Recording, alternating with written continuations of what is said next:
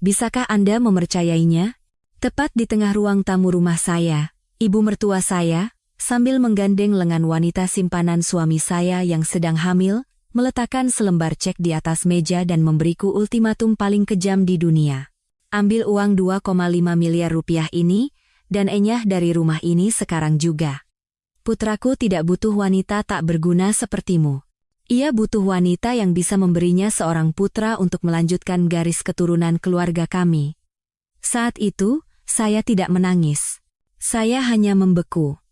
Pandangan saya beralih ke pria yang selama 5 tahun terakhir saya panggil suami. Ia hanya menundukkan kepala, membisu seperti patung batu.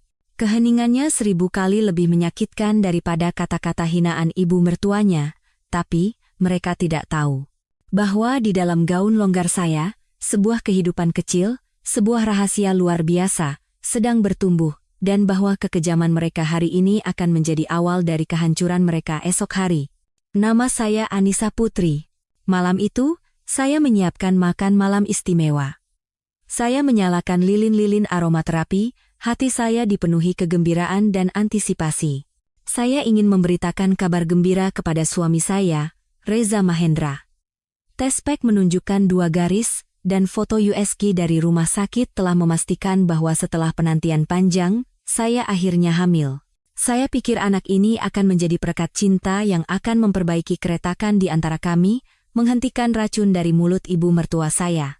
Saya begitu naif mempercayai gambaran indah itu. Namun, ketika jam dinding menunjukkan tepat pukul 7 malam, pintu depan terbuka dengan kasar. Suami saya pulang, tetapi ia tidak sendiri. Di sampingnya berdiri ibu mertuanya, Ibu Hartati, dan di belakang mereka, seorang wanita muda cantik yang asing, mengenakan gaun desainer mahal. Tapi yang paling membuat saya syok adalah caranya merangkul lengan suami saya dengan begitu mesra dan posesif. "Siapa Anda?" Saya tergagap. Jantung saya serasa diremas. Suami saya tidak berani menatap mata saya. Ia mencoba melepaskan lengannya dari wanita muda itu dengan canggung, tetapi ibu mertuanya sudah melangkah maju. Ia berdiri menghalangi putranya, menatap saya dengan sorot mata penuh kemenangan dan penghinaan. "Ada seseorang yang perlu kuperkenalkan," katanya dengan nada mengejek. "Ini Karina Tirtayasa, putri dari Bapak Suryo Tirtayasa, pemilik Tirtayasa Pharma, mitra terbesar rumah sakit tempat Reza bekerja. Dan Karina sedang mengandung cucuku, darah daging putraku, sesuatu yang tidak pernah bisa kau berikan padaku." Setiap kata yang diucapkannya bagaikan hantaman palu, saya merasa lumpuh. Lantai di bawah kaki saya terasa berputar. Suami saya telah mengkhianati saya. Ia akan memiliki anak dengan wanita lain. Dan wanita itu adalah putri seorang konglomerat perkasa. Tiba-tiba semua kepingan teka-teki yang berserakan menjadi satu. Hari-hari ketika ia pulang larut dengan alasan rapat, panggilan telepon rahasia di kamar mandi, bahkan dasi bermerek yang katanya adalah hadiah. Sekarang saya mengerti. Dasi itu bermerek sama dengan tas yang ditenteng wanita itu. "Kenapa? Kenapa kalian memanggil saya?" Saya berusaha menahan getaran dalam suara saya, meskipun seluruh dunia saya sedang runtuh. "Cerdas juga kau," cibir Ibu Hartati. "Kami memanggilmu untuk memberimu pilihan. Pilihan yang manusiawi." Ia mengeluarkan setumpuk dokumen dan selembar cek dari tasnya, lalu melemparkannya ke meja di depan saya. "Ini surat cerai. Reza sudah menandatanganinya, dan ini 2,5 miliar rupiah. Ambil uang ini, tanda tangani suratnya, dan segera enyah dari rumah ini. Anggap saja ini sedekah dari keluarga kami untuk 5 tahun masa mudamu. 2,5 miliar rupiah. Sedekah." Betapa akrab dan hinanya kata-kata itu. Saya menatap suami saya, mengharapkan penjelasan, pembelaan apapun, tetapi tidak ada. Ia masih membisu, menunduk, dengan kepalan tangan yang erat. Keheningannya adalah jawaban. Ia adalah kaki tangan. Ia menyetujui segalanya. Ia memilih kehormatan dan uang, dan membuang saya. Ia melemparkan hubungan 5 tahun kami seperti sampah. Karina melangkah maju, duduk di sofa, dan menyilangkan kakinya dengan angkuh. Ia mengelus perutnya, menatap saya dengan tatapan pemenang. "Mbak Anissa, sebaiknya Anda bersikap bijak. Mas Reza mencintaiku, dan aku bisa memberinya kesuksesan yang tidak akan bisa kau berikan seumur hidupmu. Ambil saja uangnya dan pergi. Jangan mempersulit keadaan. Jangan mempersulit keadaan. Betapa lucunya. Merekalah yang menciptakan tragedi ini. Tangan saya yang berada di atas paha tanpa sadar mengepal erat. Kemudian, perlahan, saya mengangkat tangan itu dan meletakkannya dengan lembut di atas perut saya.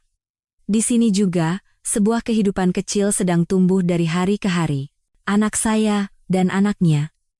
Tetapi saya tahu saya tidak boleh mengatakan yang sebenarnya. Mengatakannya sekarang hanya akan membuat diri saya terlihat menyedihkan, seolah-olah menggunakan anak untuk mempertahankan pria yang bukan lagi milik saya. Anak saya tidak pantas menjadi alat seperti itu. Ia pantas mendapatkan kehidupan yang lebih baik, di sisi seorang ibu yang kuat, bukan ibu yang mengemis cinta. Rasa dingin yang mengerikan tiba-tiba menyelimuti jiwa saya. Rasa sakit berubah menjadi penghinaan, dan penghinaan memberi saya kekuatan yang aneh. Saya berdiri perlahan. Saya tidak lagi menatap mereka. Saya mengambil cek senilai 2,5 miliar rupiah dari atas meja. Ibu Hartati dan Karina menatap saya dengan senyum puas. Mereka pikir saya setuju. Tapi kemudian, di tengah keterkejutan mereka, saya merobek cek itu menjadi serpihan-serpihan kecil. Saya tidak butuh uang kalian, kata saya dengan suara tegas dan tak tergoyahkan. Cinta saya bukanlah sesuatu yang bisa dibeli dengan uang kotor kalian. Saya mengambil pena dan menandatangani surat cerai itu. Saya pergi bukan karena kalian mengusir saya. Saya pergi karena saya muak tinggal di bawah satu atap dengan manusia seperti kalian. Dengan itu, saya berbalik dan berjalan lurus ke kamar tidur. Tanpa menoleh ke belakang sekalipun. Di belakang saya mendengar teriakan Ibu Hartati. Beraninya kau, jangan menyesal nanti kalau tidak mengambil uang itu. Tidak ada penyesalan, pikir saya. Yang saya sesali hanyalah menyia-nyiakan 5 tahun masa muda saya untuk manusia yang tidak berharga. Dalam diam, saya mengemasi beberapa helai pakaian dan barang-barang pribadi ke dalam sebuah koper kecil. Saat saya menyeret koper itu menuju pintu depan, saya melewati ketiga orang itu. Tanpa sepatah kata perpisahan, tanpa satu lirikan pun, saya keluar dari rumah itu dan melangkah ke dalam malam yang dingin. Tangan saya secara naluriah berada di atas perut. Mereka tidak tahu bahwa mereka tidak hanya mengusir satu orang, tetapi 2. Dan mereka juga tidak tahu bahwa domba yang baru saja mereka injak-injak akan kembali sebagai serigala untuk merebut kembali segalanya. Pintu taksi tertutup, membawa saya dan rahasia kecil di dalam perut saya menjauh dari rumah yang pernah menjadi surga. Saya tidak menangis. Air mata seolah mengering setelah guncangan hebat itu. Saya hanya duduk, menatap tanpa kata pada lampu-lampu jalan yang kabur di tengah malam. Jiwa saya kosong. 5 tahun. 5 tahun paling cemerlang dari masa muda saya persembahkan untuk cinta yang saya yakini bagai dongeng. Dan kini, yang tersisa hanyalah selembar surat cerai yang dingin dan kebenaran pahit bahwa dongeng itu adalah kebohongan sejak awal. Kenangan 5 tahun terakhir menyeruak, jelas dan menyakitkan seperti film gerak lambat. Saya bertemu Reza 5 tahun lalu, pada suatu malam di akhir musim kemarau. Saat itu, saya adalah seorang analis keuangan muda yang baru lulus kuliah dan bekerja di sebuah perusahaan sekuritas kecil. Dia adalah seorang dokter muda yang sedang menjalani tahun terakhir magangnya di rumah sakit tempat saya melakukan pemeriksaan kesehatan. Sejak pertemuan pertama, saya sangat terkesan padanya. Bukan karena penampilannya yang tampan, tetapi karena dedikasi dan kehangatan yang terpancar dari matanya. Di tengah kesibukan rumah sakit, dialah satu-satunya yang sabar mendengarkan cerita saya dan menjelaskan kondisi kesehatan saya secara rinci. Sentuhan tangannya saat memeriksa begitu lembut dan profesional. Ia memiliki senyum yang sangat ramah, senyum yang seolah bisa menghapus semua kekhawatiran dan kecemasan pasien. Setelah itu, kami beberapa kali bertemu secara kebetulan di kantin rumah sakit, dan percakapan pun dimulai. Ia bercerita tentang giliran malam yang berat dan tekanan di dunia medis, tetapi selalu ada binar semangat dalam suaranya, hasrat untuk menyelamatkan orang. Saya bercerita padanya tentang dunia saya yang kering, penuh dengan angka dan grafik saham. Ia mendengarkan dengan penuh kekaguman, matanya dipenuhi rasa hormat. Kamu wanita yang sangat cerdas. Aku kagum kamu bisa mengerti hal-hal rumit seperti itu. Cinta kami datang dengan sangat alami. Dibangun dari kencan makan malam singkat setelah jam kerjanya selesai, dari masakan rumah yang saya antarkan ke rumah sakit, dari pesan-pesan dukungan dan perhatian yang kami kirimkan setiap hari. Ia tidak kaya. Gaji seorang dokter muda hanya cukup untuk hidup, dan ia harus mengirim sedikit uang untuk ibunya di kampung. Tetapi ia tidak pernah membuat saya merasa kekurangan. Ia lebih memilih memakai kemeja usang, tetapi menabung sebulan gajinya untuk membelikanku baju baru. Ia lebih memilih makan mie instan cup sepanjang minggu, tetapi di akhir pekan, ia selalu mengajakku ke restoran yang bagus. Ia berkata, "Maafkan aku karena sekarang belum bisa memberimu kehidupan yang layak. Tapi percayalah padaku, setelah masa sulit ini berlalu, aku pasti akan membahagiakanmu." Saya mempercayai kata-katanya, saya tidak butuh materi, saya hanya butuh ketulusannya. Dan tidak hanya dengan kata-kata, saya diam-diam mendukung karirnya menggunakan kemampuan saya, kemampuan yang tidak pernah saya katakan kepada siapapun, bahkan kepadanya. Saya punya rahasia. Di luar, saya tampak seperti seorang karyawati biasa dengan gaji pas-pasan, tetapi sebenarnya, saya adalah seorang investor anonim di pasar saham. Itu adalah bakat alami yang saya temukan sejak kuliah. Saya memiliki kepekaan khusus terhadap angka. Saya bisa menganalisis dan memprediksi pergerakan pasar dengan akurasi yang luar biasa. Dengan warisan kecil yang ditinggalkan oleh orang tua saya setelah mereka meninggal dalam sebuah kecelakaan, saya mulai berinvestasi secara diam-diam, dan uang itu berkembang menjadi jumlah yang mungkin tidak akan bisa didapatkan banyak orang seumur hidup mereka. Saya tidak menggunakan uang itu untuk kemewahan. Saya terus hidup sederhana. Saya takut kekayaan akan mengubah saya dan menarik orang-orang yang tidak tulus. Saya hanya ingin mencari seorang pria yang mencintai saya apa adanya, sebagai Anissa Putri yang biasa. Dan ketika bertemu Reza, saya pikir saya telah menemukannya. Saya menggunakan bakat dan dana rahasia saya untuk menjadi batu loncatannya. Ia berbakat, tetapi di lingkungan rumah sakit yang kompleks, bakat saja tidak cukup. Ia butuh kesempatan dan koneksi. Menggunakan dana investasi saya atas nama lain, saya menyumbangkan sejumlah besar uang ke rumah sakit dengan dalih pembelian peralatan medis. Sebagai imbalannya, saya hanya meminta satu syarat, berikan kesempatan kepada dokter-dokter muda berbakat seperti Reza untuk berpartisipasi dalam operasi besar dan mendapatkan beasiswa ke luar negeri.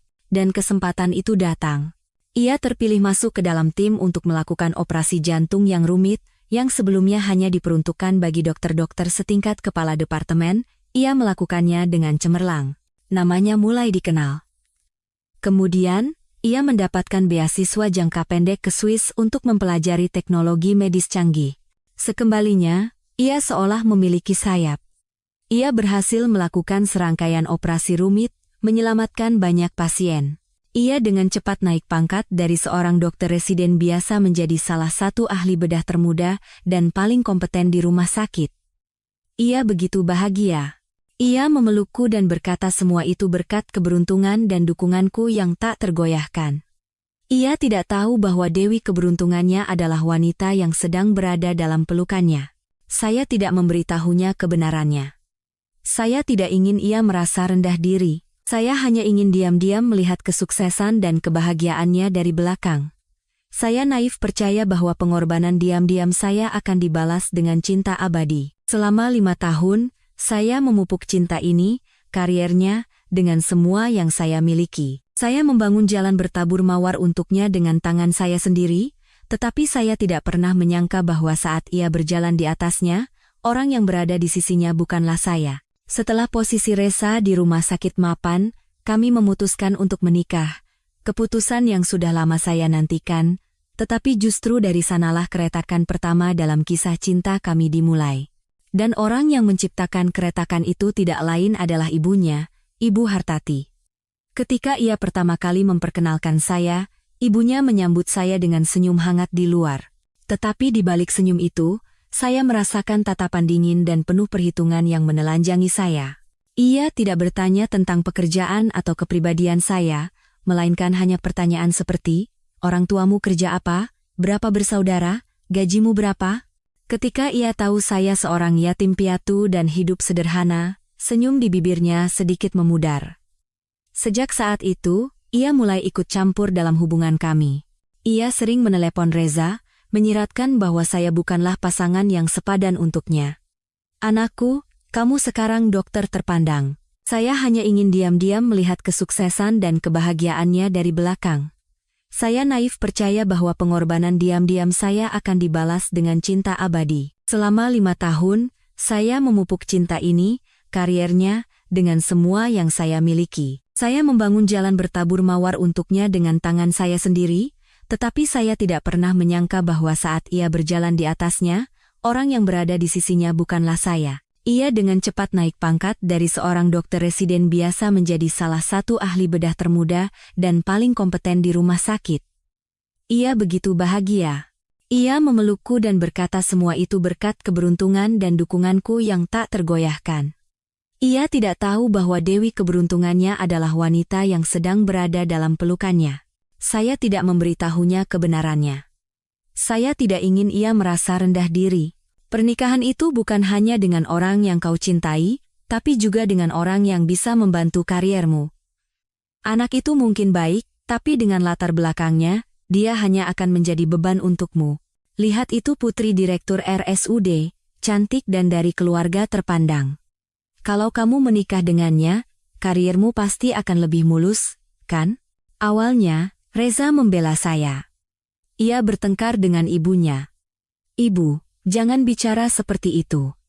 Aku mencintai Anissa apa adanya, bukan karena hal lain.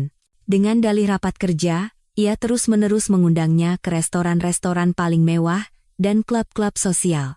Ia menunjukkan padanya dunia yang berbeda, dunia kekuasaan dan kemewahan, dunia yang belum pernah ia alami.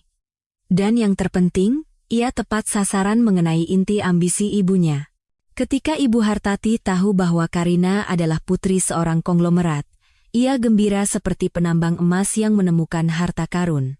Ia melihat Karina sebagai menantu emas, kunci ajaib yang akan membuka pintu menuju masa depan gemilang bagi putranya. Ia mulai secara terang-terangan menjodohkan mereka. Ia sering mengundang Karina makan malam, bahkan memperlakukannya lebih hangat daripada anak kandungnya sendiri. Sebaliknya, terhadap saya, ia menjadi semakin kejam dan tidak ramah. Setiap kali saya ada di dekatnya, ia sengaja menyebut-nyebut Karina, memujinya setinggi langit, lalu melemparkan kata-kata yang menyakitkan ke arah saya. Beginilah wanita dari keluarga baik-baik. Cantik, mampu, punya kedudukan. Kalau saja Reza menikah dengannya, tidak perlu kerja keras di bawah orang lain, ayahnya tinggal telepon sekali, langsung bisa buka klinik pribadi yang mewah. Kata-kata itu, seperti racun, perlahan meresap ke dalam kesadaran Reza. Ia, yang berasal dari keluarga miskin dan telah berjuang begitu keras untuk mencapai posisinya sekarang, bagaimana mungkin tidak goyah di hadapan prospek yang begitu menggiurkan? Ia mulai berubah. Ia tidak lagi menolak pertemuan dengan Karina, ia semakin sering pulang larut malam. Tercium aroma parfum asing darinya. Ia mulai berbohong kepada saya. Panggilan telepon kami berkurang, pesan-pesan menjadi lebih singkat dan dingin, cinta kami tidak mati mendadak. Ia mati perlahan, dalam keheningan, ketidakpedulian, dan kebohongan. Saya menyadari semua ini. Hati saya sakit tak tertahankan, tetapi saya tidak membuat keributan atau drama cemburu. Saya hanya diam-diam berharap. Berharap ini hanya angin lalu. Berharap ia pada akhirnya akan sadar siapa yang benar-benar mencintainya dan kembali kepada saya. Saya naif mempercayai cinta 5 tahun kami, janji-janji yang pernah ia ucapkan. Tetapi saya tidak tahu, ketika hati seorang pria telah berubah, dan ambisinya telah mengalahkan cintanya, semua harapan menjadi sia-sia. Keretakan itu semakin membesar dari hari ke hari, dan hari kehancuran pernikahan kami semakin dekat. Tidak ada rasa sakit yang lebih besar daripada dikhianati oleh orang yang paling Anda cintai di dunia. Itu tidak seperti luka fisik yang akan sembuh seiring waktu. Itu seperti racun yang meresap perlahan ke dalam setiap sel, setiap jaringan, menggerogoti setiap kepercayaan, setiap harapan. Dan rasa sakit itulah yang saya alami selama beberapa bulan berikutnya. Pernikahan saya tidak runtuh dengan ledakan besar. Ia mati perlahan dalam ketidakpedulian, kebohongan, dan pengkhianatan.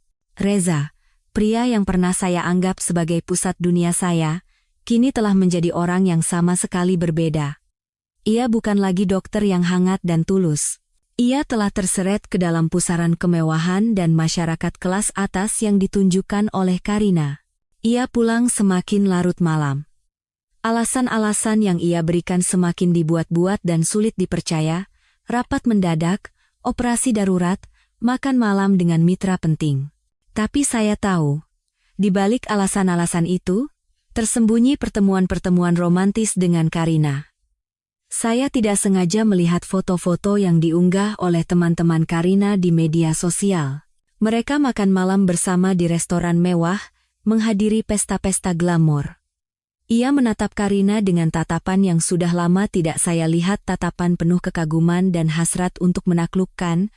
Setiap kali melihat foto-foto itu, rasanya seperti ribuan jarum menusuk jantung saya. Tapi saya tidak membuat keributan. Saya tidak mengkonfrontasi atau menuduh. Saya hanya diam. Mungkin saya menyangkal. Saya berbohong pada diri sendiri bahwa mungkin ia terpaksa, bahwa ini hanya hubungan bisnis yang diperlukan.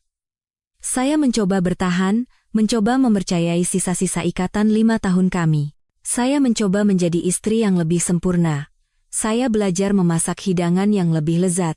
Saya membersihkan rumah dengan lebih teliti. Saya berdandan lebih cantik saat ia pulang. Saya berharap kelembutan dan kesabaran saya bisa memenangkannya kembali. Tapi saya salah, keheningan saya tidak menyadarkannya. Itu hanya memberinya keberanian untuk melangkah lebih jauh. Ia menganggap kelembutan saya sebagai kebodohan, keheningan saya sebagai persetujuan. Ia menjadi lebih berani. Ia tidak lagi bersembunyi. Ada malam-malam ketika ia pulang lewat tengah malam. Tercium aroma parfum wanita darinya, bukan aroma ringan yang biasa saya pakai, tetapi aroma asing yang mahal. Ada noda lipstik di kerah kemejanya. Ketika saya bertanya, ia bahkan tidak mencoba menyangkal. Ia hanya menepis tangan saya dan berkata dengan suara dingin dan lelah, "Jangan bertanya lagi. Aku lelah." Ibu mertua saya, Ibu Hartati, bersorak secara terang-terangan. Ia menganggap penderitaan saya sebagai kemenangannya. Ia tidak berhenti menaburkan garam di atas luka saya. Setiap kali Karina datang ke rumah, ia sengaja memanggil saya untuk menyajikan teh, mengupas buah untuk tamu terhormatnya, seolah-olah saya adalah pelayan. Ia ingin saya melihat dengan mata kepala sendiri kemesraan antara putranya dan kekasihnya. Ia ingin saya merasakan penghinaan dan rasa sakit sampai saya pergi dengan sendirinya. "Anissa ini penurut dan penurut sekali, Nak," katanya pada Karina, tetapi matanya menatap saya. "Nanti kalau kamu jadi menantu di rumah ini, biar dia yang melayani dan merawatmu di sini, kamu tidak perlu mengangkat satu jari pun." Ia melihat saya sebagai pelayan-pelayan gratis untuk calon menantunya. Kekejaman ibu mertua, kelemahan suami, dan keangkuhan selingkuhannya. Semua ini menjadi cengkeraman yang menekan hidup saya, mencekik sisa-sisa harapan terakhir saya. Saya hidup seperti di neraka pada masa itu. Berat badan saya turun, saya terlihat kuyu. Senyum benar-benar lenyap dari bibir saya. Saya berpikir untuk menyerah, bercerai, dan membebaskan diri, tetapi saya tidak bisa memutuskan. 5 tahun cinta, bisakah saya melupakannya begitu saja? Saya masih mencintainya, dan saya masih berharap akan keajaiban. Dan keajaiban itu benar-benar datang. Tetapi ia datang di saat yang paling tidak mungkin. Ketika pernikahan saya berada di titik tergelapnya, ketika saya berada di ambang keputusasaan, secercah cahaya muncul. Saya mengetahui bahwa saya hamil. Perasaan saat pertama kali, saya melihat tespek dengan 2 garis merah itu ajaib. Semua rasa sakit, semua luka di dalam diri saya seolah meleleh, digantikan oleh kebahagiaan tak berujung, oleh air mata haru. Saya akan menjadi seorang ibu, saya akan punya anak. Buah dari cinta kami. Saya memeluk tespek itu dan menangis sendirian di kamar mandi. Tapi kali ini, bukan air mata penderitaan, melainkan air mata kebahagiaan. Anak ini bukan sekadar kehidupan kecil. Ia adalah satu-satunya harapan saya. Saat itu, saya naif percaya bahwa kehadiran anak ini akan menjadi keajaiban yang menyelamatkan pernikahan kami yang diambang jurang. Saya pikir, jika Reza tahu ia akan menjadi seorang ayah, ia pasti akan berubah. Ia akan mengerti apa arti keluarga yang sesungguhnya. Ia akan kembali kepada saya, dan kami akan membangun kembali rumah tangga yang bahagia.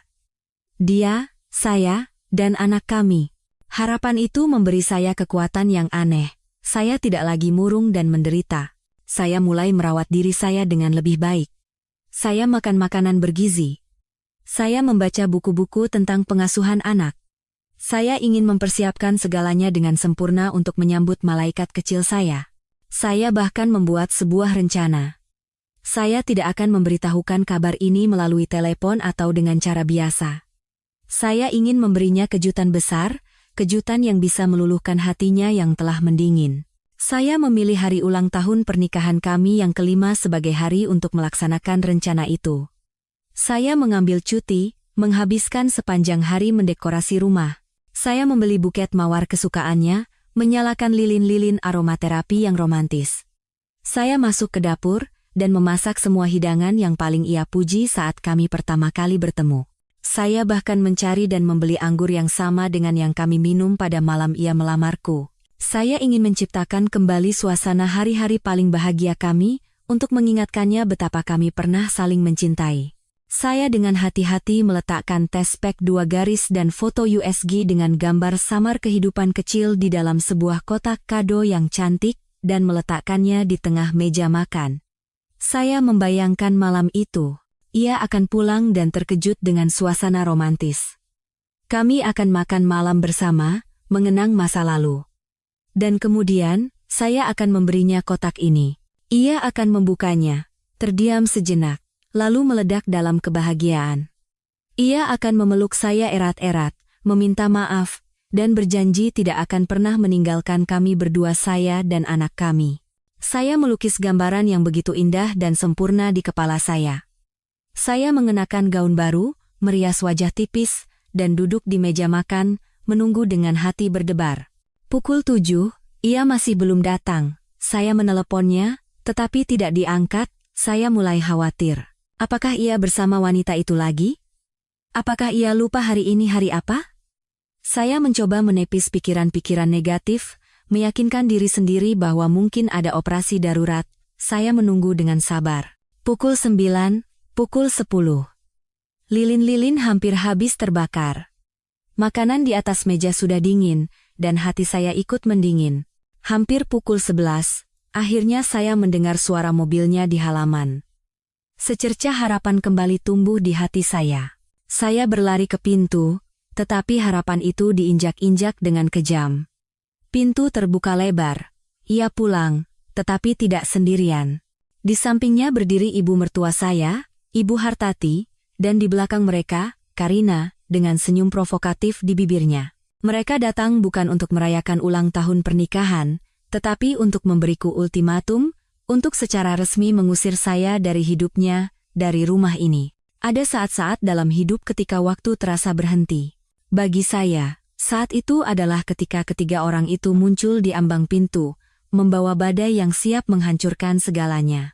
Saya berdiri membeku di tengah ruangan yang telah saya hias untuk ulang tahun pernikahan yang tidak akan pernah terjadi, menatap mereka seolah-olah mereka adalah orang asing.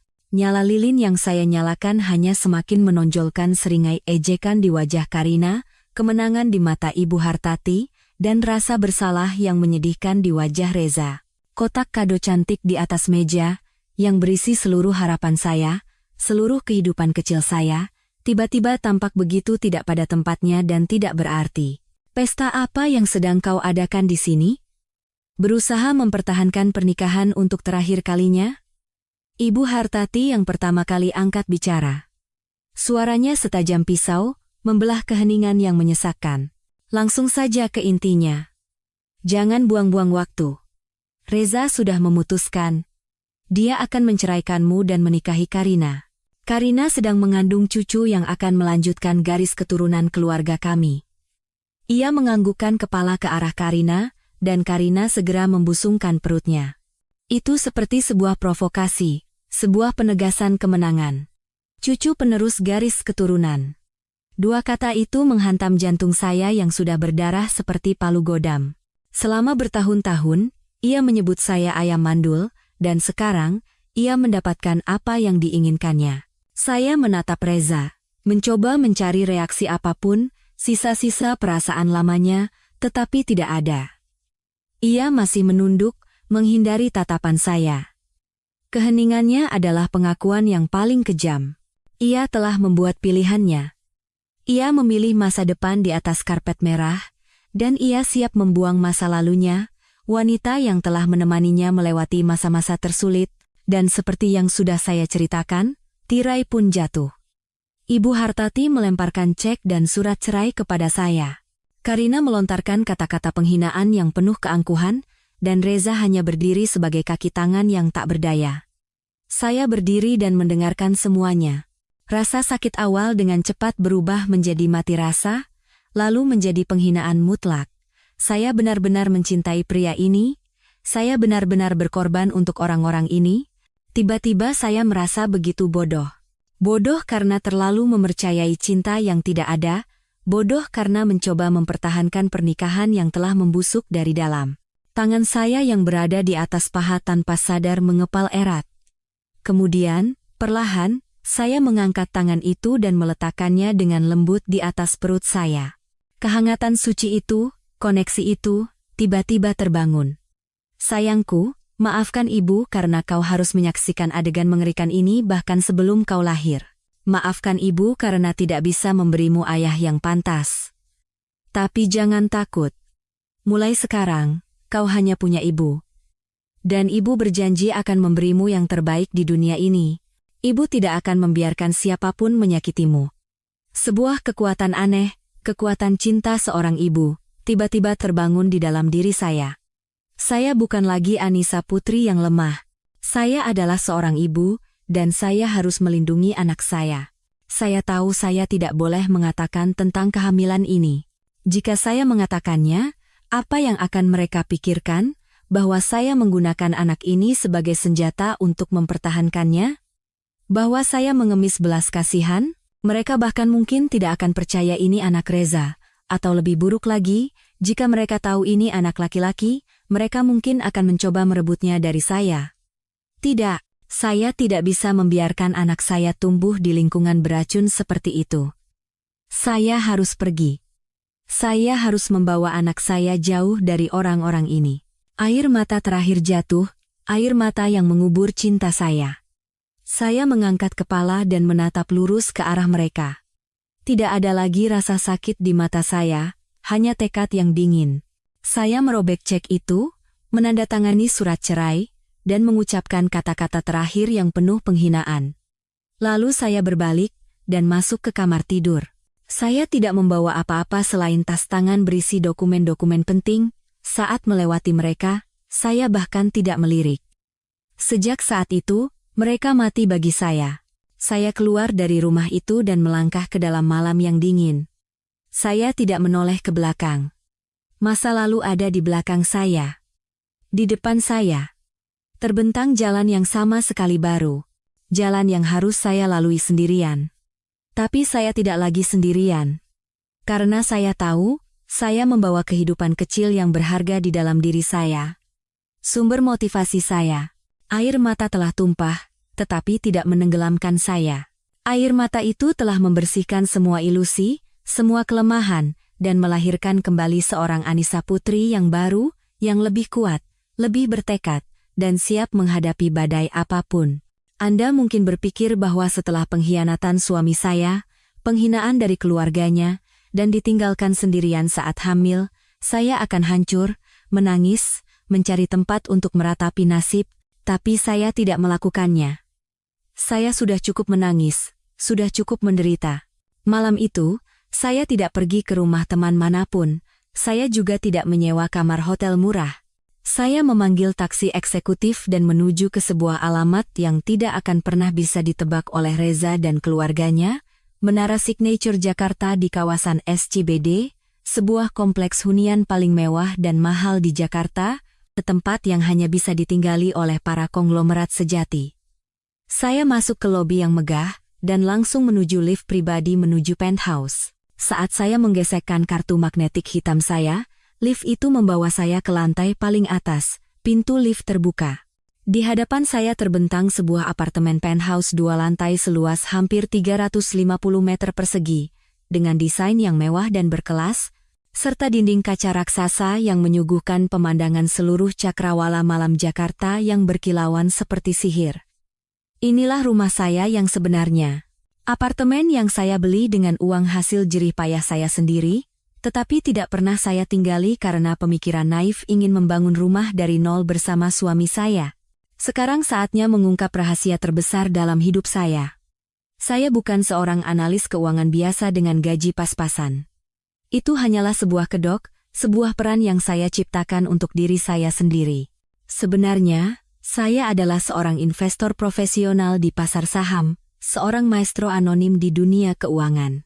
Kemampuan analisis dan prediksi bawaan saya, digabungkan dengan warisan kecil dari orang tua saya, telah memungkinkan saya untuk diam-diam membangun sebuah kerajaan besar sejak saya masih kuliah.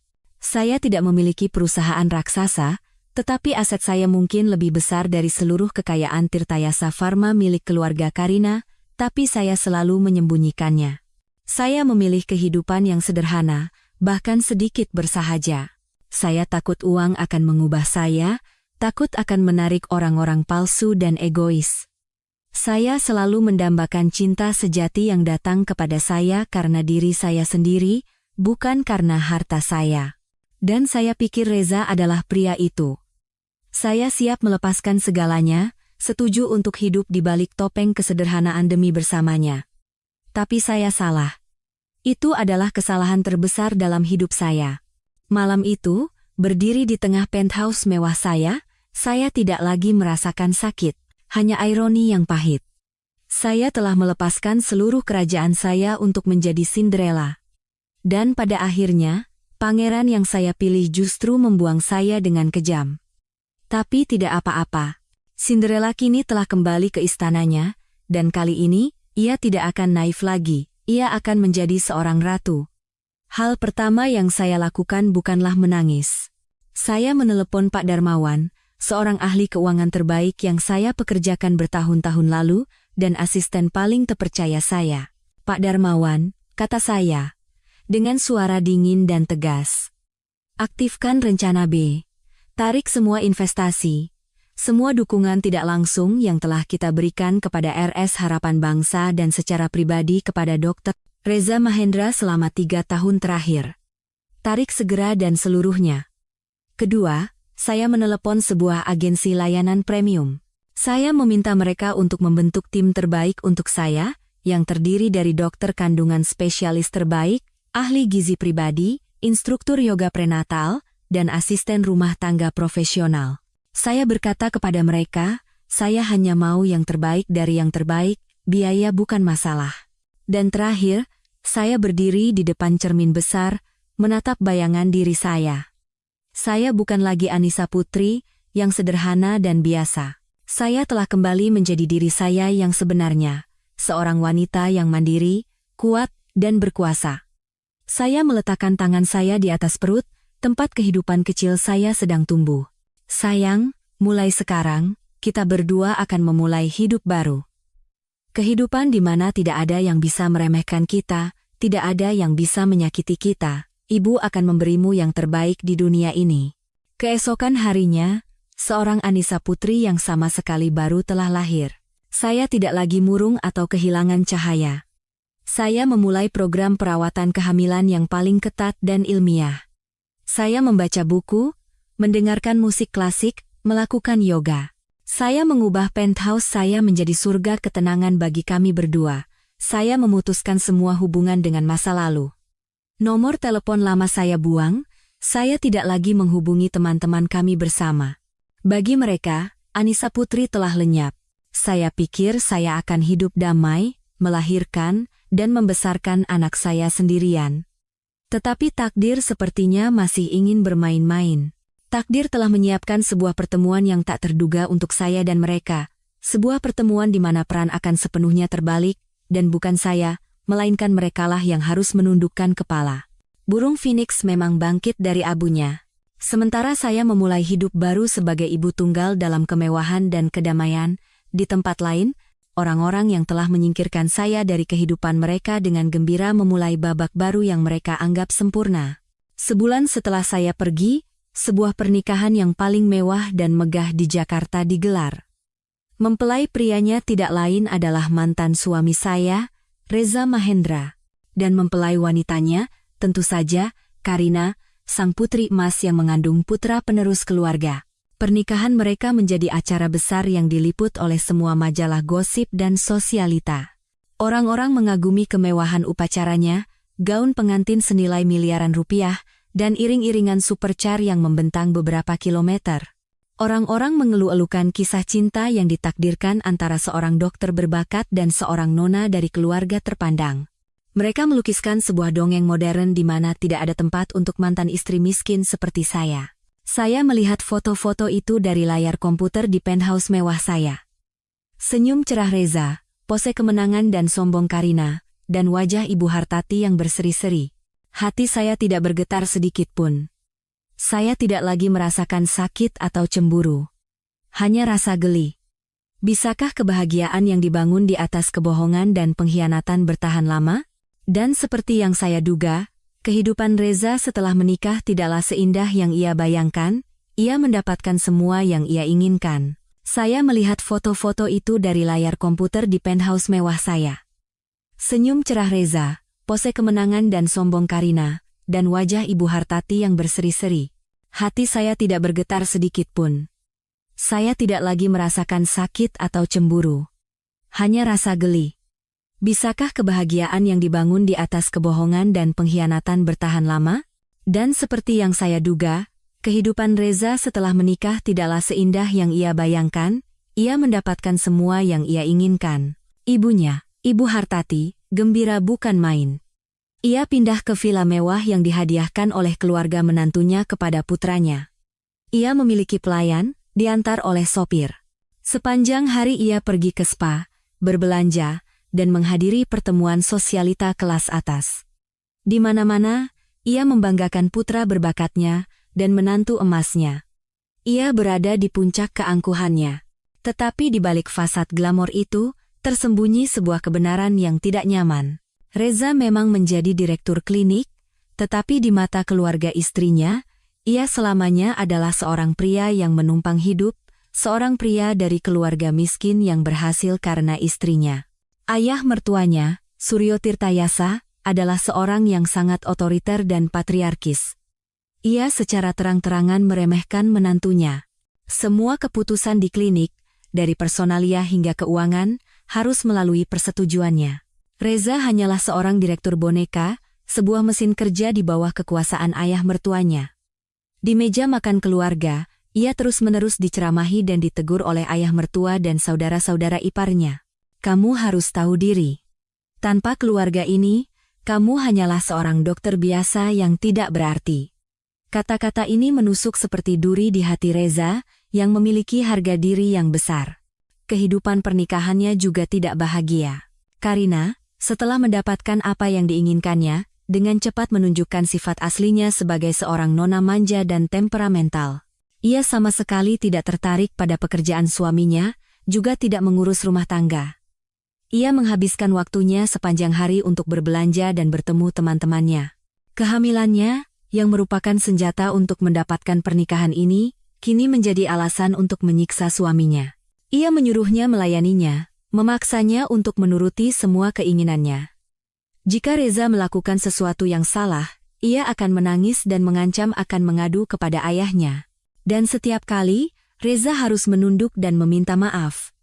Ia hidup di bawah tekanan yang menyesakkan, kehilangan semua kebebasan dan suara sebagai seorang pria.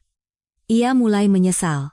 Pada malam-malam yang larut, ketika Karina sudah tertidur lelap, ia sering pergi ke balkon dan merokok sendirian.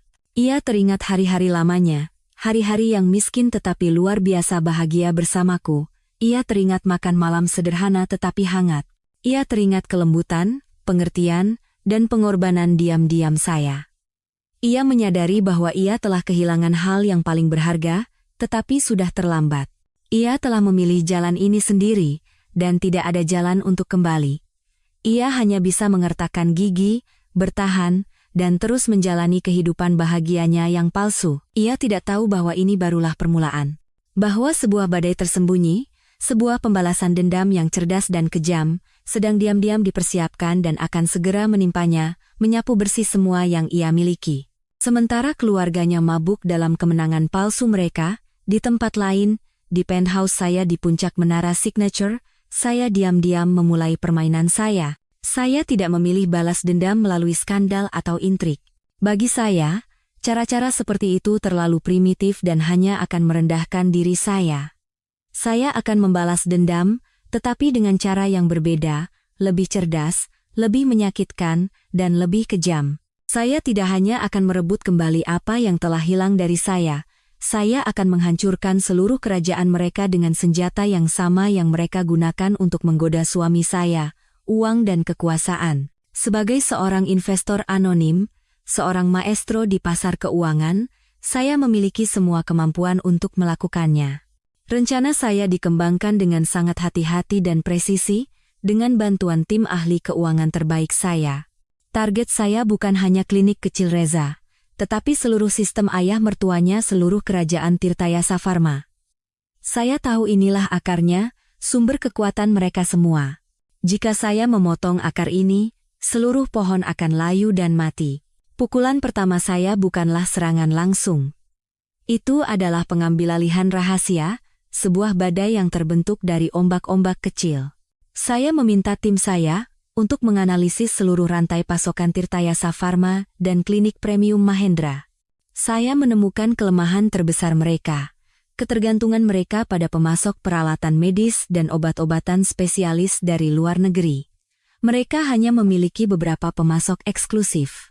Inilah tumit Achilles mereka. Melalui dana investasi saya, melalui serangkaian transaksi rumit yang melibatkan anak perusahaan dan menyembunyikan identitas saya memerintahkan untuk memulai kampanye pengambilalihan saham-saham di perusahaan-perusahaan pemasok tersebut. Itu adalah pertarungan yang mahal, tetapi uang bukanlah masalah bagi saya. Hanya dalam 2 bulan, saya menjadi pemegang saham mayoritas di 3 perusahaan peralatan medis terkemuka di Eropa dan 2 perusahaan farmasi raksasa di Swiss, para mitra yang tak tergantikan bagi Tirtayasa Pharma. Dengan kartu truf di tangan, saya mulai mengencangkan jerat. Sebagai pemegang saham mayoritas, saya mengajukan tuntutan baru. Saya menuntut agar perusahaan-perusahaan ini, untuk sementara waktu menghentikan pasokan peralatan dan obat-obatan generasi baru ke pasar Indonesia, dengan alasan tinjauan strategi bisnis dan pencarian mitra distribusi eksklusif baru. Tentu saja, perusahaan mitra baru itu akan menjadi perusahaan yang saya dirikan sendiri. Krisis pasokan dimulai. Klinik premium Mahendra adalah yang pertama dan paling terpukul. Mereka baru saja buka dan membutuhkan peralatan tercanggih untuk promosi, tetapi sekarang semua pesanan mereka ditolak atau ditunda tanpa batas waktu. Peralatan USG 4D yang mereka janjikan kepada pasien hanya ada di atas kertas. Obat-obatan anti kanker spesialis, produk-produk kardiologi terbaru yang mereka iklankan sebagai eksklusif, tiba-tiba menghilang dari pasar. Pasien mulai mengeluh. Mereka yang telah membayar paket kesehatan premium kini tidak mendapatkan layanan yang setimpal. Reputasi klinik yang mereka investasikan miliaran rupiah itu mulai jatuh secara drastis. Reza berlari ke sana kemari seperti laron, mencoba mencari pemasok alternatif, tetapi sia-sia. Semua pemasok utama sudah berada di bawah kendali saya. Ia tidak pernah bermimpi bahwa musuh tak terlihat yang sedang menjeratnya adalah mantan istri yang telah ia buang. Perusahaan farmasi ayah mertuanya juga tidak lebih baik. Mereka kehilangan kontrak distribusi yang menguntungkan. Pendapatan anjlok, harga saham mulai terjun bebas. Suryo Tirtayasa, yang selalu bangga dengan kekuasaannya, kini panik dan tidak bisa tidur. Ia terus-menerus mengumpat, menyalahkan Reza atas ketidakmampuannya yang membawa sial bagi seluruh keluarga. Kehidupan Reza benar-benar menjadi neraka. Pekerjaan hancur. Di rumah, ia dihina oleh ayah mertuanya. Istrinya menuntut dan cemburu sepanjang hari. Ia menderita insomnia, berat badannya turun drastis. Ia menyadari harga dari pilihannya, tetapi ia belum tahu bahwa badai ini baru saja dimulai. Pukulan saya berikutnya akan lebih dahsyat. Itu akan menghancurkan tidak hanya kariernya, tetapi juga harapan terakhirnya. Dan itu akan terjadi pada hari yang paling tidak ia duga, di saat yang paling tidak ia sangka. Sementara badai yang saya ciptakan diam-diam menghancurkan kerajaan keluarga mantan suami saya, di dunia lain, dunia saya sendiri, saya sedang mengalami hari-hari paling damai dan bahagia.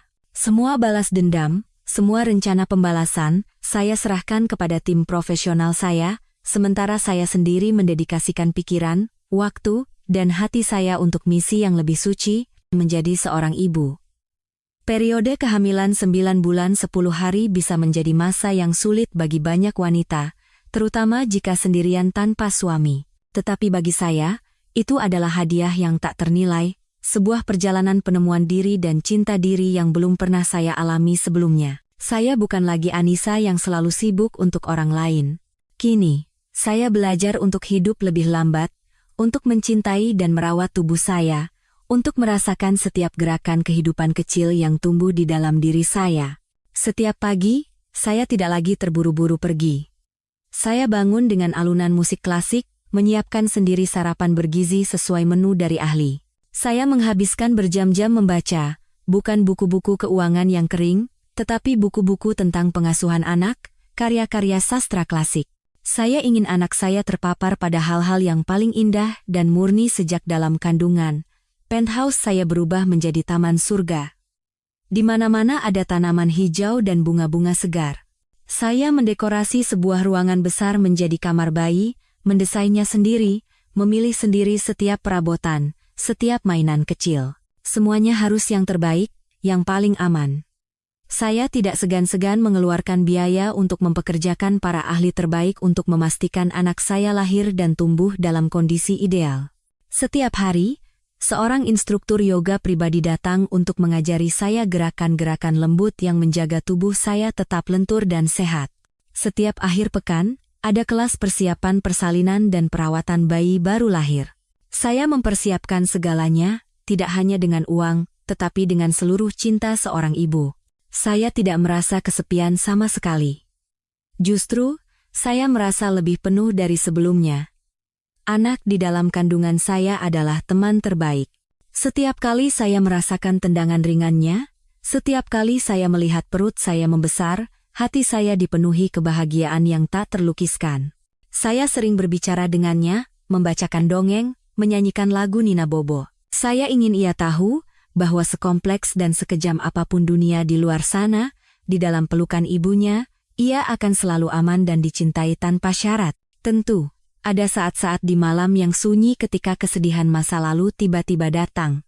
Ketika saya melihat pasangan yang bergandengan tangan bahagia, seorang pria mengelus lembut perut istrinya, hati saya terasa perih. Saya bertanya pada diri sendiri, mengapa anak saya tidak bisa memiliki cinta yang utuh seperti itu? Tapi saya cepat-cepat menepis pikiran-pikiran lemah itu. Saya berkata pada diri sendiri, lebih baik tidak punya ayah sama sekali daripada punya ayah yang buruk, ayah yang telah dengan kejam membuang ibu dan anaknya. Anak saya tidak butuh ayah seperti itu. Anak saya hanya butuh saya, dan itu sudah cukup. Pengkhianatan Reza tidak menghancurkan saya, justru menempa kemandirian dan kekuatan luar biasa dalam diri saya. Dan hari yang paling saya nantikan pun tiba. Saya memilih RSIA Permata Ibu Premier, salah satu rumah sakit paling bergengsi dan mahal, untuk menyambut anak saya. Saya memesan paket persalinan VVIP, dengan tim medis pribadi, perawat, dan layanan medis terbaik. Saya tidak menahan biaya karena anak saya pantas mendapatkannya. Saya ingin momen kelahirannya menjadi yang paling suci dan sempurna, tapi bagaimana saya tahu? Pilihan yang tampaknya sempurna ini justru akan menjadi permainan ironis takdir yang akan melemparkan saya ke dalam pertemuan paling dramatis. Sementara saya dan anak saya melewati hari-hari yang paling damai dan bahagia, di tempat lain, badai yang telah saya tabur sedang mengamuk tanpa ampun. Klinik Premium Mahendra, kebanggaan dan harapan Reza dan seluruh keluarga istrinya, jatuh ke dalam krisis yang belum pernah terjadi sebelumnya.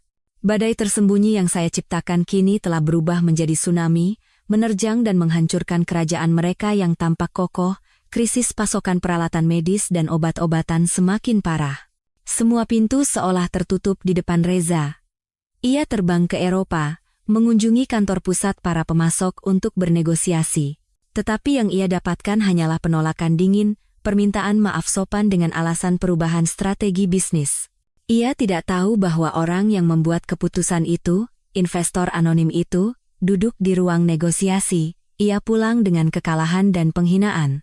Klinik Premium Mahendra, yang dulunya adalah rumah sakit modern bertaraf internasional, kini kekurangan segalanya. Peralatan mahal dan canggih berhenti beroperasi tanpa suku cadang pengganti. Obat-obatan spesialis yang mereka gembar-gemborkan tiba-tiba lenyap, tidak ada stok untuk pasien. Pasien-pasien yang telah membayar mahal untuk layanan kesehatan internasional kini merasa tertipu. Mereka mulai mengeluh, menuntut, dan datang berbondong-bondong ke klinik untuk berdemonstrasi. Kembalikan uang kami, penipu, rumah sakit internasional kok lebih buruk dari puskesmas. Teriakan-teriakan dan spanduk-spanduk setiap hari mengubah klinik yang bergengsi itu menjadi pasar yang bangkrut. Reputasi klinik jatuh secara drastis. Dokter-dokter kompeten yang direkrut Reza dengan gaji tinggi mulai mengundurkan diri satu persatu. Mereka tidak mau mengubur reputasi mereka bersama dengan rumah sakit yang akan bangkrut. Reza berlari ke sana kemari seperti laron. Ia harus menghadapi pasien, mencoba mempertahankan staf, dan mencari pemasok baru. Tetapi semua usahanya sia-sia. Tangan saya telah menjangkau terlalu jauh, menjeratnya dari segala arah. Kehidupan rumah tangganya juga menjadi neraka. Ayah mertuanya, Suryo Tirtayasa, yang telah menginvestasikan sebagian besar hartanya di klinik ini, kini terancam kehilangan segalanya. Ia melampiaskan semua amarahnya kepada menantunya. Pecundang. Tidak berguna. Aku percayakan hal seperti itu padamu, kau bahkan tidak bisa menjaganya. Apa yang bisa kau lakukan selain menumpang hidup di keluarga kami? Ia terus-menerus mengumpat setiap kali makan, di depan seluruh keluarga dan kerabat. Istrinya yang seperti putri, Karina, juga tidak lagi lembut dan penuh kasih. Ia melihat sumber uangnya mengering dan mengubah sikapnya. Bagaimana sih caramu bekerja? Bisa bayangkan tidak betapa malunya aku di depan teman-temanku karena ini? Kalau kau tidak bisa menyelesaikan masalah ini, jangan salahkan aku kalau aku bersikap kejam. Orang-orang yang dulu menyanjungnya setinggi langit kini bersatu untuk mendorongnya ke jurang penghinaan. Ia menyadari kebenaran yang pahit, mereka tidak pernah mencintai atau menghormatinya. Mereka menganggapnya sebagai alat, sebagai pion di papan catur kepentingan mereka. Ketika ia berguna, mereka memanjakannya, ketika ia gagal, mereka siap membuangnya tanpa ragu sedikit pun, dan hal yang paling kejam pun terjadi. Tirtayasa Pharma milik ayah mertuanya mulai runtuh di bawah dampak krisis pasokan dan serangan keuangan lain dari dana investasi saya. Harga sahamnya jatuh tanpa henti. Untuk menyelamatkan dirinya sendiri, Suryo Tirtayasa membuat keputusan kejam. Memotong tumor yang merugi, melepaskan tanggung jawab atas menantunya yang tidak kompeten, dengan mengumumkan kebangkrutan klinik Premium Mahendra. Reza kehilangan segalanya. Hanya dalam beberapa bulan, ia berubah dari seorang direktur muda, teladan kesuksesan, menjadi seorang pecundang yang bangkrut. Ia diusir dari klinik yang pernah ia banggakan. Ia harus keluar dari villa mewah, dan kembali tinggal di apartemen kecil bersama ibunya. Karina, setelah pertengkaran hebat, meninggalkannya. Anak yang dikandungnya tidak lagi menjadi ahli waris, melainkan sebuah beban. Reza benar-benar mengalami jatuh dari surga ke neraka. Ia menyadari harga dari pilihannya. Ia mendapatkan kehormatan dan uang, tetapi hanya untuk sesaat.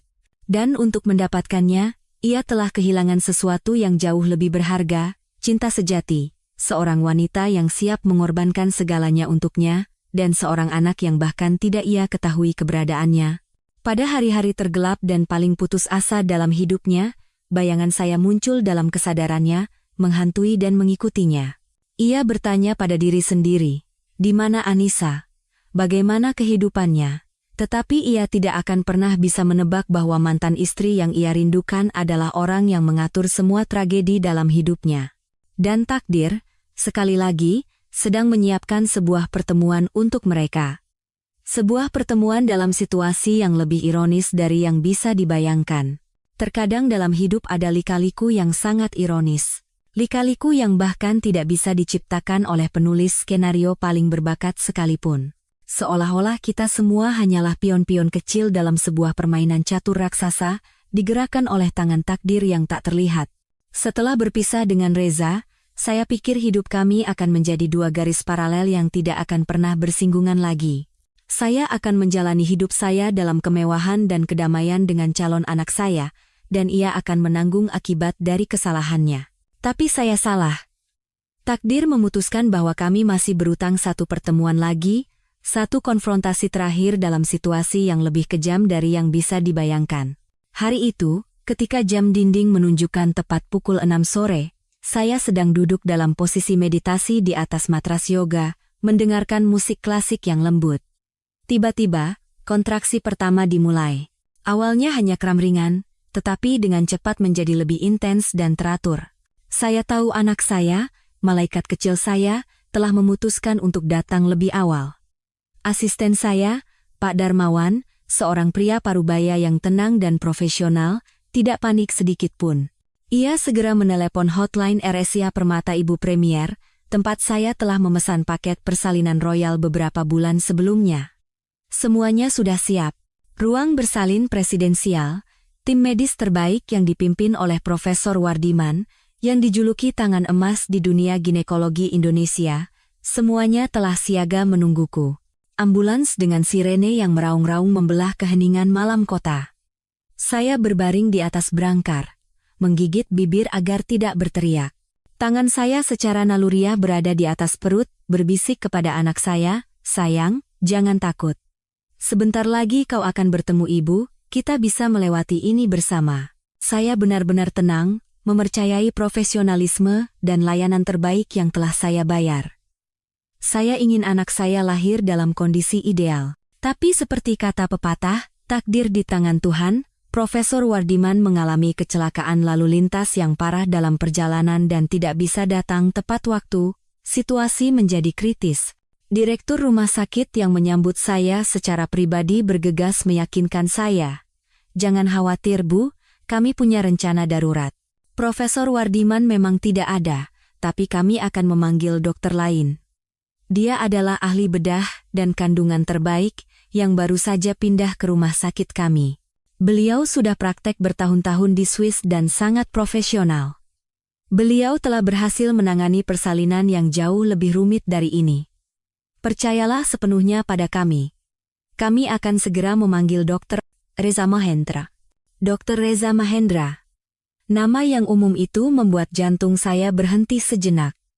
Mungkin saya hanya terlalu sensitif. Di tengah rasa sakit yang mendera, saya tidak punya kekuatan untuk memikirkan kebetulan seperti itu. Saya hanya mengangguk dalam keadaan setengah sadar, menyerahkan nasib saya dan nasib bayi saya ke tangan rumah sakit dan Dr. Reza yang tidak dikenal itu. Saya dengan cepat dipindahkan ke ruang bersalin VVIP. Semuanya modern dan mewah, tetapi saya hampir tidak menyadarinya. Perawat-perawat mengerumuni saya. Seseorang mengukur tekanan darah saya, seseorang menyiapkan peralatan. Semuanya bekerja seperti mesin yang terprogram. Saya hanya mendengar potongan-potongan percakapan penuh kepercayaan seperti, "Untung ada Dr. Reza. Kalau bukan beliau, kasus ini tidak akan tertangani." Betul, sejak beliau datang, sudah berapa banyak persalinan rumit yang beliau tangani? Beberapa menit kemudian, pintu ruang bersalin terbuka lebar. Seorang pria dengan seragam operasi biru dan topi masuk. Wajahnya hampir tertutup masker, hanya matanya yang terlihat. Ia berjalan cepat tetapi tegas, memancarkan profesionalisme seorang dokter kepala. Ia tidak berkata apa-apa, hanya memberi isyarat kepada kepala perawat untuk meminta rekam medis saya. Ia mengambil grafik itu dan matanya yang tajam dengan cepat memindai baris-baris tulisan. Pasien Anissa Putri, 30 tahun, kehamilan 39 minggu, tanda-tanda persalinan prematur, ketuban pecah, Tidak ada riwayat penyakit khusus. Ia membaca dengan suara yang dalam dan akrab, suara yang tidak akan pernah bisa saya lupakan bahkan jika saya menjadi debu. Saat mendengar suara itu, seluruh tubuh saya menegang. Rasa sakit kontraksi seolah berhenti sejenak. Suara ini tidak mungkin kebetulan. Sambil gemetar, saya mencoba mengangkat kepala untuk melihat mata dokter itu. Mata yang masih dalam, dengan sedikit kesedihan, tetapi penuh tekad. Itu adalah mata yang sama yang telah saya tatap ribuan kali selama 5 tahun saya mencintainya. "Reza," bisik saya. Suara saya lemah, hampir tenggelam oleh suara mesin dan napas saya yang terengah-engah. Dokter itu tersentak. Ia mengangkat kepalanya dari grafik dan menatap lurus ke mata saya. Dan saat itu, ketika pandangan kami bertemu, seluruh dunia seolah berhenti. Matanya yang tadinya profesional dan dingin berubah menjadi syok dan keterkejutan yang luar biasa. Ia membeku. Rekam medis itu jatuh dari tangannya ke lantai. Kertas-kertas putih berhamburan di ruangan itu. "Anissa, Anissa." Kata-kata itu keluar dari mulutnya. Suaranya bergetar, seolah tidak percaya dengan apa yang dilihatnya. "Bagaimana? Bagaimana bisa kau ada di sini?" "Ya, dokter terbaik yang dipanggil untuk membantu, satu-satunya orang yang bisa menyelamatkan saya dan anak saya saat ini, ironisnya adalah mantan suami saya, ayah yang telah membuang anaknya, dan kini harus menerima anak itu dengan tangannya sendiri. Setelah kebangkrutan klinik pribadinya dan diasingkan oleh keluarga istrinya, bakat dan pengalamannya membuatnya mendapatkan posisi sebagai dokter bedah di rumah sakit internasional ini. Ia mencoba memulai dari awal, mencoba mengubur masa lalunya yang penuh dosa, tetapi ia tidak pernah bermimpi bahwa takdir akan memberinya pertemuan seperti ini, sebuah balasan yang kejam. Seluruh ruang bersalin tiba-tiba hening mencekam. Hanya suara teratur dari monitor detak jantung yang terdengar. Para perawat, tim medis, semuanya membeku, menatap kami, tidak mengerti apa yang sedang terjadi. Mereka tahu bahwa dokter berbakat, kebanggaan rumah sakit, dan pasien VVIP misterius ini jelas-jelas memiliki masa lalu yang sangat rumit. Reza masih membeku seperti patung. Ia menatap saya, lalu menatap perut saya yang besar. Ekspresi wajahnya di balik masker berubah dari syok menjadi kebingungan, lalu menjadi rasa malu yang tak terlukiskan. "Hamil? Kau hamil?" Ia tergagap. Satu jari menunjuk ke perut saya. Suaranya bergetar. "Berapa? Berapa bulan? Siapa? Siapa ayahnya? Kau sudah menikah lagi?" Ribuan spekulasi pasti berkecamuk di kepalanya. Ia pasti berpikir saya telah menemukan kebahagiaan baru, bahwa saya mengandung anak dari pria lain, pria yang lebih kaya dan lebih baik darinya. Rasa sakit, cemburu, dan semacam kehilangan, sebuah pelajaran, terpancar di matanya. Ia pernah membuang saya, tetapi ia tidak tahan dengan kenyataan bahwa saya sekarang memiliki kehidupan baru, kebahagiaan baru, tanpanya. Tetapi kemudian, kontraksi yang lebih kuat menghantam saya, membawa saya kembali ke kenyataan. "Ah!" teriak saya. Kedua tangan saya mencengkeram perut. Seluruh tubuh saya meliuk. Tidak ada waktu untuk menjelaskan, tidak ada waktu untuk bertengkar dengannya. Nyawa anak saya adalah yang terpenting sekarang. "Dokter, cepat. Tolong, selamatkan anak saya." Saya menatapnya. Suara saya bercampur antara permohonan dan kebencian. Teriakan saya seperti sember air dingin yang menyiram kebingungan Reza dan membawanya kembali ke dunia nyata. Ia tersentak.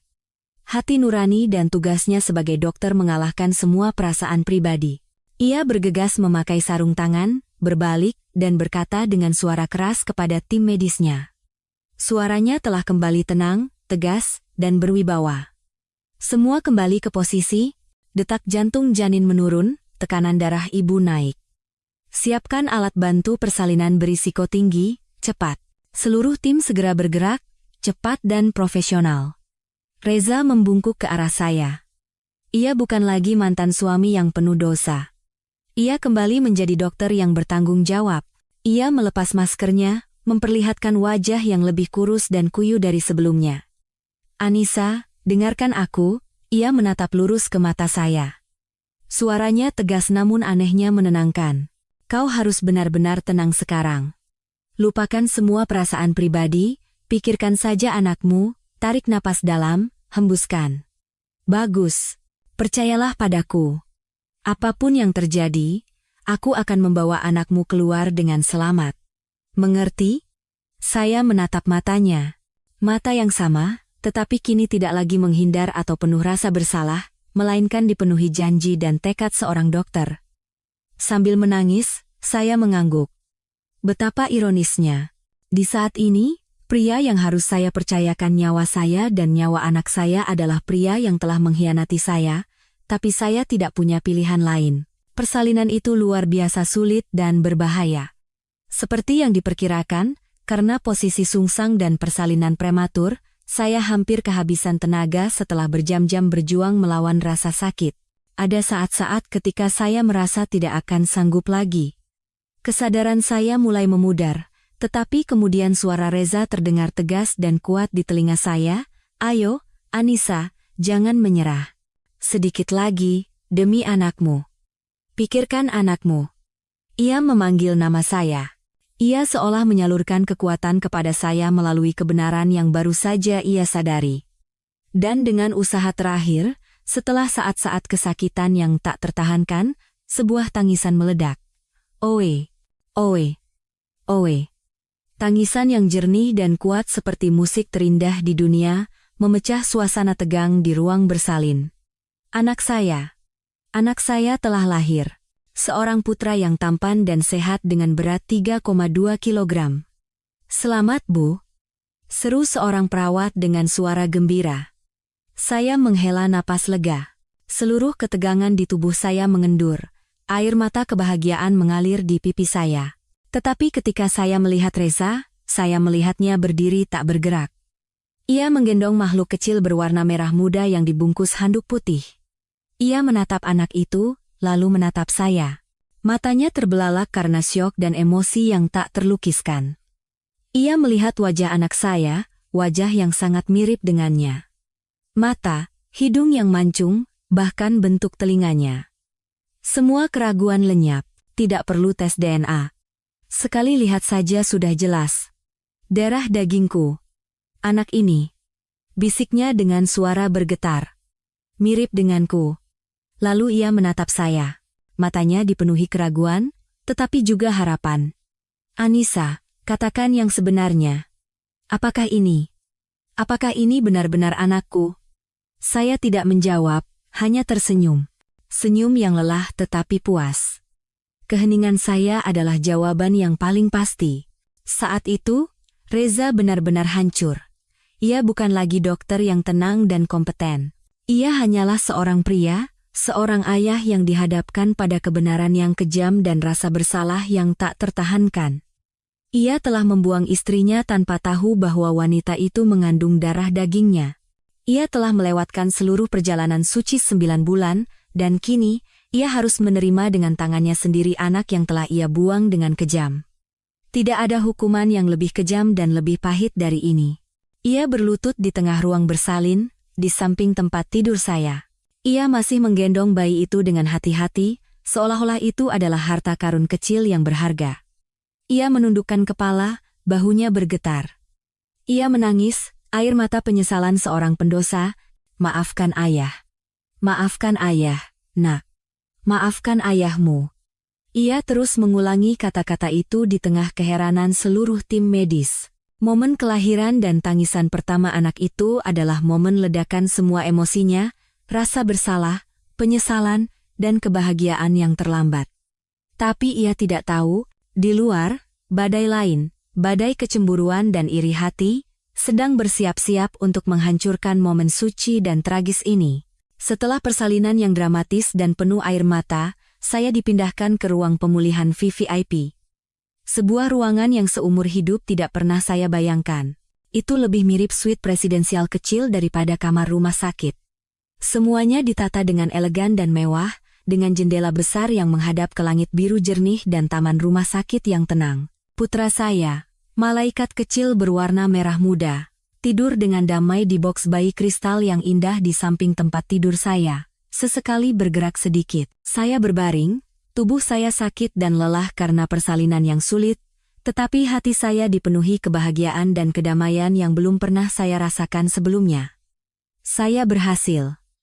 Saya telah berjuang sendirian. Saya telah membawa anak saya ke dunia dengan selamat. Semua rasa sakit, semua penghinaan di masa lalu seolah meleleh setiap kali saya menatap wajah tidurnya. Mengenai Reza, ia tidak pergi bahkan setelah menyelesaikan tugasnya sebagai dokter. Ia berdiri diam di sudut ruangan seperti bayangan bisu. Matanya terus-menerus tertuju pada kami berdua, ibu dan anak. Tatapan itu dipenuhi penyesalan, kesedihan, dan kerinduan yang mendalam untuk mendekat dan menyentuh anaknya, tetapi ia tidak berani. Ia tahu ia tidak lagi punya hak untuk itu. Di luar, badai lain, badai kecemburuan dan iri hati, sedang bersiap-siap untuk menghancurkan momen suci dan tragis ini. Setelah persalinan yang dramatis dan penuh air mata, saya dipindahkan ke ruang pemulihan VVIP. Sebuah ruangan yang seumur hidup tidak pernah saya bayangkan. Itu lebih mirip suite presidensial kecil daripada kamar rumah sakit. Semuanya ditata dengan elegan dan mewah, dengan jendela besar yang menghadap ke langit biru jernih dan taman rumah sakit yang tenang. Berita bahwa Dr. Reza Mahendra, suami dari Nona Karina Tirtayasa, telah menangani persalinan seorang pasien VVIP misterius yang ternyata adalah mantan istrinya, menyebar dengan cepat. Mungkin ada seorang perawat yang tidak bisa menjaga mulut, atau mungkin itu adalah permainan takdir lainnya. Dan berita ini, seperti api, sampai ke telinga Ibu Hartati dan Karina. Bagi mereka, ini bukan sekadar kebetulan, melainkan sebuah penghinaan, sebuah provokasi, sesuatu yang tidak bisa dimaafkan. Setiap kali saya tidak sengaja meliriknya, ia buru-buru menunduk, menghindari tatapan saya. Rasa bersalahnya menyiksanya. Ia mencoba mengucapkan beberapa kata permintaan maaf, tetapi saya tidak menjawab. Bukan karena saya masih marah, tetapi karena saya tidak tahu harus berkata apa, semua kata terasa tidak berarti pada saat itu. Tapi kedamaian yang rapuh ini tidak berlangsung lama. Badai yang telah saya antisipasi akhirnya meletus, lebih dahsyat dan tidak masuk akal dari yang saya bayangkan. Matanya menyala-nyala seolah ingin melahap saya hidup-hidup. "Beraninya kau muncul lagi di sini?" teriak Ibu Hartati terlebih dahulu. Suaranya yang melengking menggema di seluruh koridor, membuat dokter dan pasien di kamar lain menengok. "Anakku sudah mengusirmu, beraninya kau masih menempel padanya.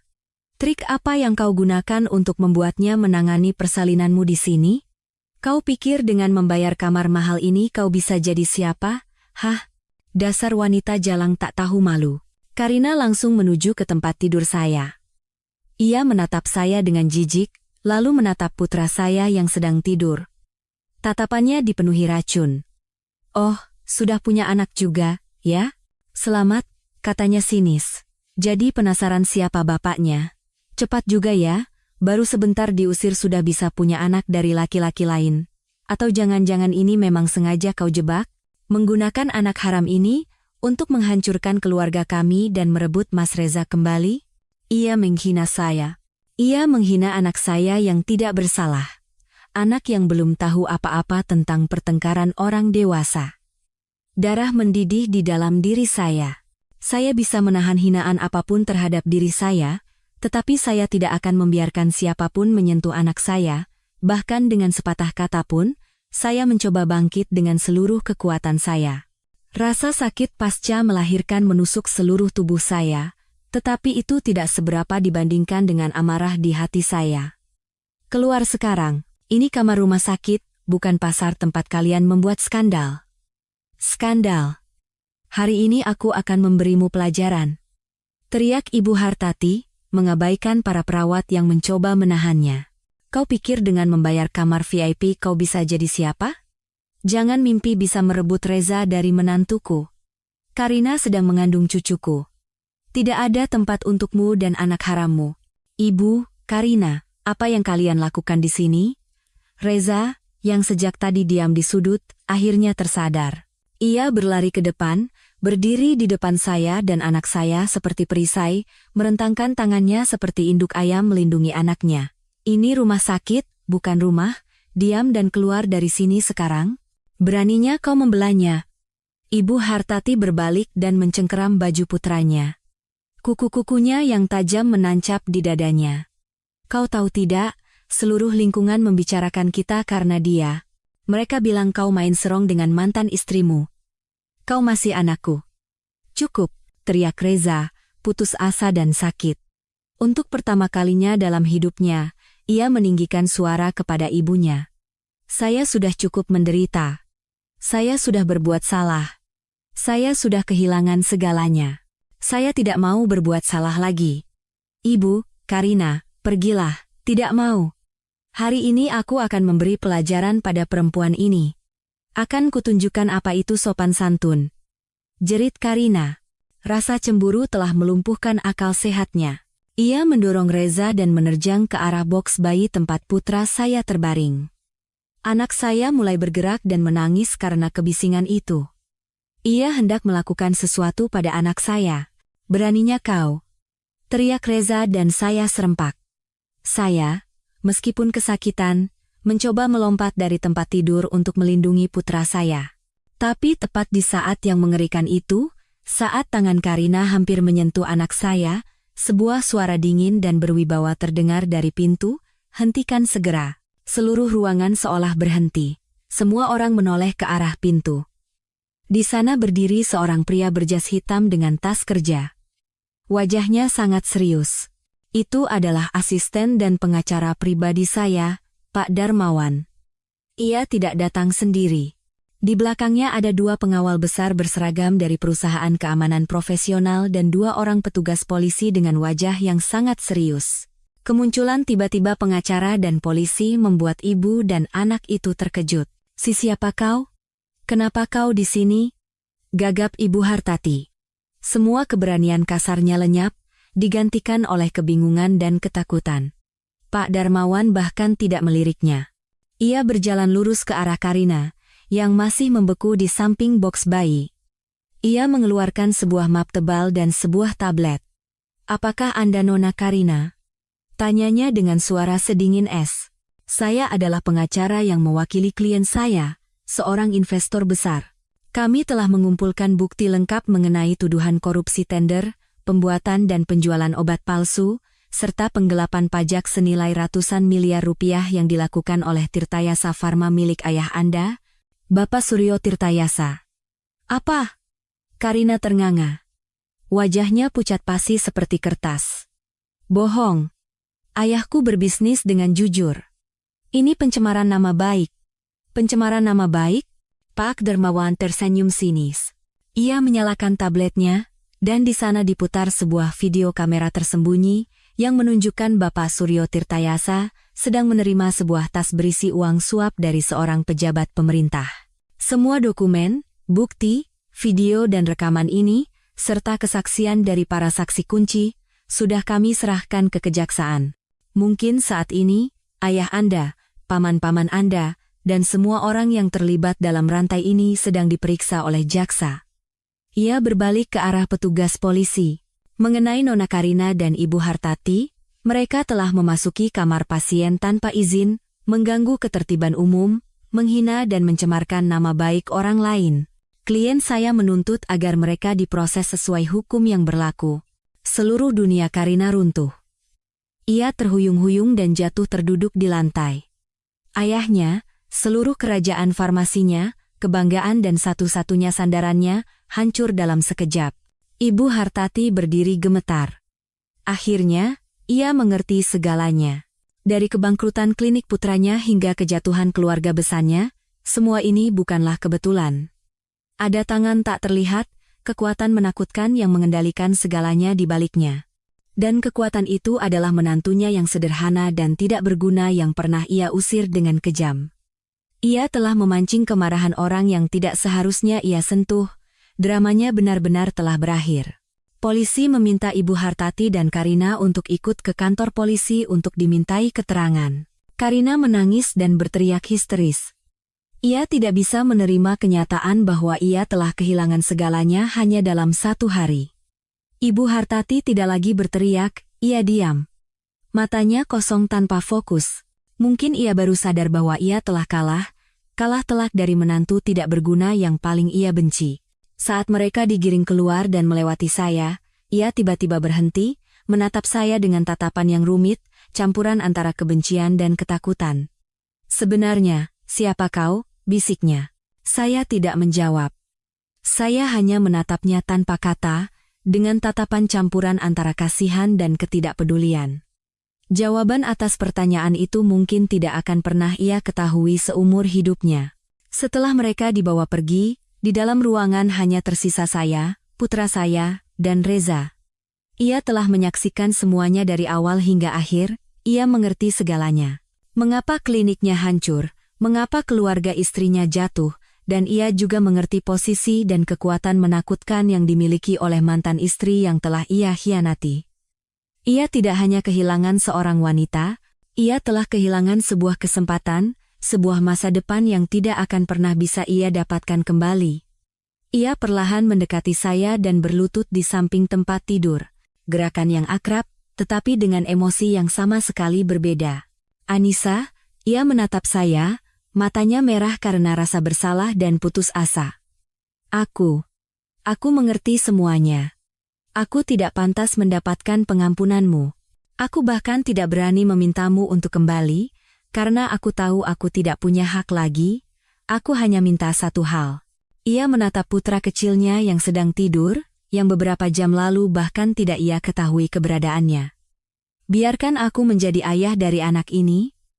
Beri aku kesempatan untuk menebus kesalahanku pada putraku. Aku tidak akan meminta apa-apa. Aku akan melakukan apa saja. Aku akan bekerja seperti budak untuk kalian berdua. Biarkan aku hanya melihatnya tumbuh dewasa, biarkan aku memanggilnya putraku. Kumohon." Ia menundukkan kepalanya hingga menyentuh lantai. Itu adalah tangisan seorang pria yang benar-benar telah kehilangan segalanya. Saya menatapnya. Hati saya dipenuhi emosi yang saling bertentangan. Haruskah saya memberinya kesempatan? Anak saya butuh seorang ayah. Tapi apakah ayah seperti itu? Pria yang pernah dengan kejam membuang kami berdua, pria yang diam saat kami dihina, pantas mendapatkannya? Saya berpikir lama. Menatap anak saya, menatap pria yang berlutut di kaki saya, dan akhirnya, saya membuat keputusan akhir.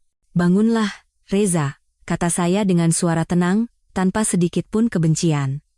"Kau tidak perlu menjadi budak untuk siapapun, kau tetap ayah dari anakku. Itu adalah fakta yang tidak bisa diubah. Darah yang mengalir di nadinya adalah darahmu. Aku tidak bisa mengambil hak itu, dan aku juga tidak ingin putraku tumbuh tanpa mengetahui siapa ayahnya." Secercah harapan melintas di mata Reza. "Itu artinya, aku boleh menemuinya? Merawatnya? Menjalankan kewajibanku sebagai ayah?" "Tunggu," saya memotongnya. Setelah jeda sejenak, saya menatap lurus ke matanya. Suara saya menjadi tegas. "Hanya sebagai ayah dari anak ini. Antara kita berdua, semuanya sudah benar-benar berakhir pada hari kau diam saat ibumu dan wanita itu menghinaku. Cinta yang tidak dilindungi itu seperti rumah tanpa atap. Tidak bisa melindungi siapapun dari badai apapun." Ia membeku. Ia mengerti saya. Saya bisa memaafkan, tetapi saya tidak bisa melupakan. Luka yang ia dan keluarganya tinggalkan pada saya terlalu dalam dan tidak akan pernah bisa sembuh sepenuhnya. Ia telah kehilangan saya selamanya. Ia hanya akan bisa melihat kebahagiaan kami bersama putranya dari kejauhan, menjalani sisa hidupnya dalam penyesalan dan kesedihan. Dan itu mungkin adalah hukuman terbesar baginya. Itulah akhir dari cerita saya. Sejak hari itu, keluarga Karina secara resmi mengajukan kebangkrutan. Ayahnya dijatuhi hukuman yang sangat berat atas kejahatan yang dilakukannya. Dia dan Ibu Hartati juga diadili atas perbuatan mereka. Reza kehilangan segalanya. Ia kehilangan karier, keluarga, bahkan wanita yang paling mencintainya. Ia membayar harga yang terlalu mahal untuk kelemahan dan ambisinya. Sedangkan saya tidak kembali kepadanya. Saya memilih hidup sebagai ibu tunggal. Saya memiliki segalanya uang, status, tetapi saya sadar bahwa bukan itu yang paling berharga, yang membawa kebahagiaan sejati bagi saya. Itu adalah kehidupan kecil dalam pelukan saya. Itu adalah kebebasan jiwa untuk melepaskan masa lalu yang menyakitkan dan melangkah maju. saya tidak perlu membalas dendam dengan kejam. Karena kedamaian batin saya, kebahagiaan saya bersama anak saya, adalah balas dendam yang paling manis dan paling pahit bagi mereka yang telah mengkhianati saya.